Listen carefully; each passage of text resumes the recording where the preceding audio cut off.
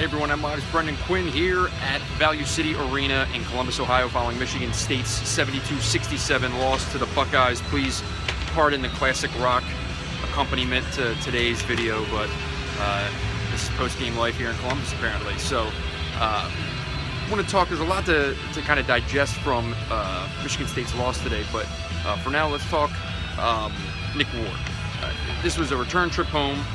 Nick grew up basically 10 miles east of Value City Center in Gahanna, Ohio, and this was a return trip, big game for him. I know I expected him to kind of come out jacked up and looking to produce, and lo and behold, a minute into the game, he was already on the bench.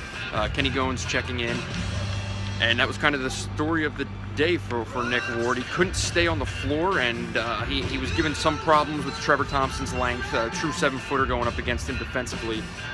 But for Nick, even when there's a size disadvantage, you know, he's a guy who so looks for his own offense that he'll go up against anyone you put in front of him. And you know, he kept going right at Thompson every chance that he got.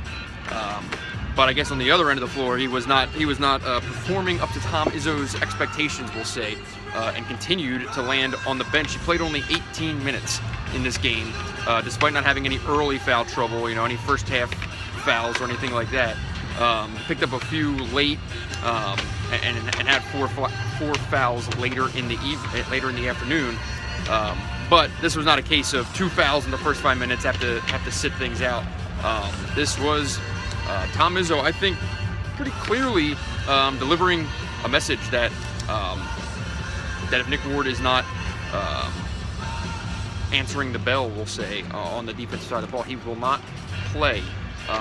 Consider this: Kenny Goins obviously got the minutes that Ward did not get, and went scoreless with only 1 shot attempt and 3 rebounds in 21 minutes.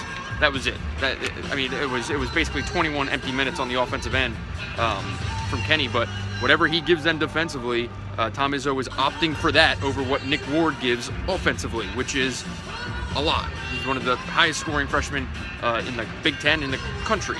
But until he plays defense, Tom Izzo looks content to sit him, which is a pretty interesting move. You look at the first half of this game, at halftime, Nick Ward was like a plus 10, and Kenny Goins was minus 15 or so, give or take. Now, plus minus is not a foolproof stat in basketball, but it does speak to a significant difference when those two are on the floor or on the bench, as was the case for Ward for much of today. So talked with Nick Ward after the game, and he was very disappointed, I think, both in himself and the minutes that he didn't get.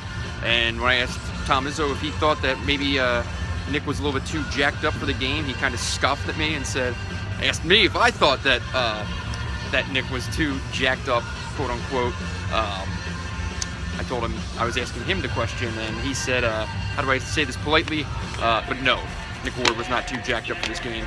I think that you can interpret that as maybe a little laissez-faire on defense, maybe not fully engaged defensively, not fully engaged in the game, not focusing on the assignments at hand, and that ultimately ended up with Nick Ward on the bench. And now we'll have a whole week to think about it, because Michigan State does not return to the court until next weekend at Indiana.